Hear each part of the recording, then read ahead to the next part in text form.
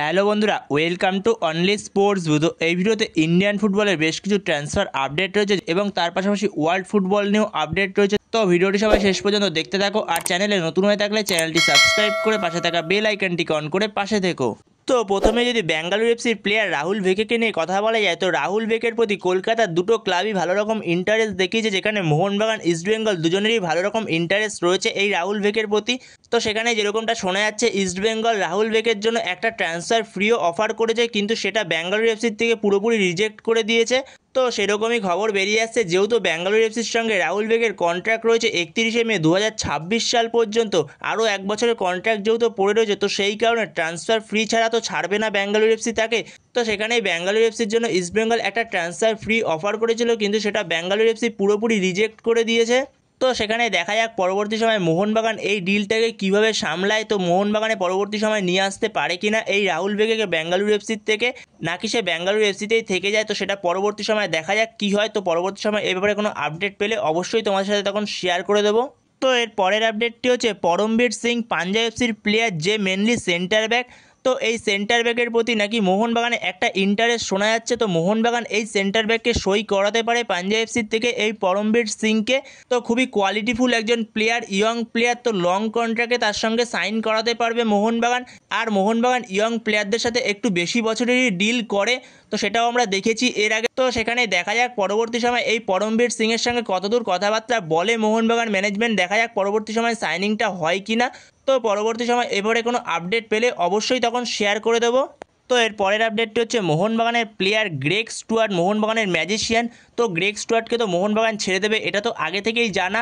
তো সেখানে গ্রেগ স্টুয়ার্টের জায়গায় যেরকমটা খবর পাওয়া যাচ্ছে, মোহনবাগান গ্রেগ স্টুয়ার্টের জায়গায় একটা বিশাল হাই প্রোফাইল একজন প্লেয়ারের সঙ্গে কথাবার্তা বলছে। তো সেরকমই খবর পাওয়া যাচ্ছে, একজন হাই প্রোফাইল মিডফিল্ডারের সঙ্গে কথাবার্তা বলছে। তো সেই প্লেয়ারটাকে, তার নাম এখনও পর্যন্ত কিছু জানা যায়নি। তো সেখানে পরবর্তী সময় এ ব্যাপারে কিছু জানতে পারলে অবশ্যই জানিয়ে দেবো, কিন্তু একজন হাই প্রোফাইল প্লেয়ারের সঙ্গে কথাবার্তা বলছে এটুক শোনা যাচ্ছে। তো পরবর্তী সময় এ ব্যাপারে কিছু জানতে পারলে অবশ্যই তোমাদের সাথে শেয়ার করে দেবো এবং নামটা জানতে পারলে অবশ্যই জানিয়ে দেবো। তো এরপরের আপডেটটা হচ্ছে মুম্বাই সিটি এফসির প্লেয়ার জয়েশ রানেকে নিয়ে। তো জয়েশ রানে, যার মার্কেট ভ্যালু হচ্ছে 1 কোটি টাকা এবং তার বর্তমান বয়স হচ্ছে 32 বছর এবং সে এখন যুক্ত রয়েছে বর্তমান সময় মুম্বাই সিটি এফসির সঙ্গে। তো মুম্বাই সিটি এফসির সঙ্গে তার কন্ট্রাক্ট রয়েছে 31শে মে 2025 অবধি। তো এই জয়েশ রানে সে হয়তো মুম্বাই সিটি এফসি ছাড়তে চলেছে। তো মুম্বাই সিটি এফসি ছেড়ে সে হায়দ্রাবাদ এফসিতে যোগ দিতে চলেছে। তো হায়দ্রাবাদ এফসি থেকে তার প্রতি একটা ইন্টারেস্ট শো করেছে এবং হায়দ্রাবাদ এফসি তার সঙ্গে হয়তো কথাবার্তাও চালাচ্ছে। আর এই জয়েশ রানে সে ডিফেন্সিভ মিডফিল্ডের পাশাপাশি রাইট উইং, লেফট উইং দুটো পজিশনেই খেলতে পারে। তো সেখানে দেখা যাক পরবর্তী সময় এই জয়েশ রানেকে হায়দ্রাবাদ এফসি সাইন করায় কিনা। তো পরবর্তী সময় এবারে কোনো অফিসিয়াল আপডেট পেলে অবশ্যই তোমাদের সাথে তখন শেয়ার করে দেবো।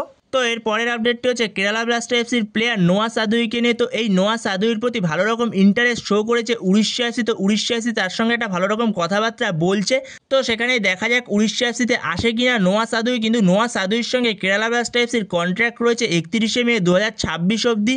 তো আরও এক বছরের কন্ট্রাক্ট পড়ে রয়েছে নোয়া সাদুইর সঙ্গে কেরালা ব্লাস্টার এফসির।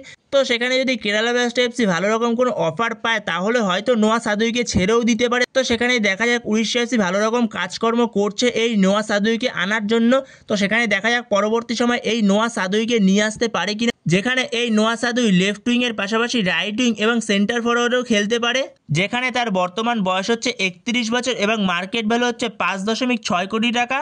তো সেখানে দেখা যাক পরবর্তী সময় এই নোয়া সাদুইকে নিয়ে আসতে পারে কিনা উড়িষ্যা এফসি। যদি নিয়ে আসতে পারে, খুবই ভালো একটা সাইনিং হবে উড়িষ্যা এফসির জন্য। তো যেখানে এই উড়িষ্যা এফসিতে নোয়া সাদুই এবং হুগো বুমস থাকলে কতটা শক্তিশালী হবে, তো সেটা ইমাজিন করা যাচ্ছে এই উড়িষ্যা এফসির টিমটা কতটা ভালো হবে।